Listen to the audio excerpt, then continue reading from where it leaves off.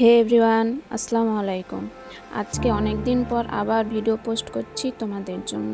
আজকে দেখাবো নারকেলের নাড়ু বানানো, কিন্তু এই নারকেলের পুরটার ভিডিও করতে ভুলে গেছি, তাই শুধু বানানোটাই তোমাদের কাছে আজকে দেখাবো। আজকাল অনেক রকমের ডেজার্ট পাওয়া যায়, কিন্তু এই নারকেলের নাড়ুটার একটা আলাদাই স্বাদ। এটা আমি বানিয়েছি চিনি আর গুড় দিয়ে। যখন কড়ায় গরম নারকেল আর গুড় ফুটে মিশে যায়, তখন ঘর জুড়ে ছড়িয়ে পড়ে একরকম ঘ্রাণ, যেটা আসলে শোনা যায় না, শুধু অনুভব করাই যায়। তোমরা চাইলে এটা শুধু চিনি অথবা গুড় দিয়েও করতে পারো। আমি গুড়টা দিয়েছি, একটু কালার আসবে লালচে লালচে, তাই আর কি।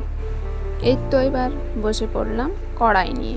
আগে হাতে সামান্য ঘি মেখে নিয়েছি, তারপরে পুর থেকে কিছুটা অংশ নিয়ে দুই হাতের তালু দিয়ে গোল গোল করে নিচ্ছি।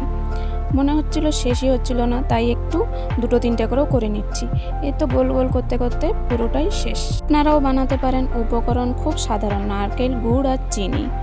ভিডিওটি ভালো লাগলে একটা লাইক দিন, কমেন্টে লিখে জানাবেন আপনার প্রিয় শৈশবের মিষ্টির নামটা। ধন্যবাদ।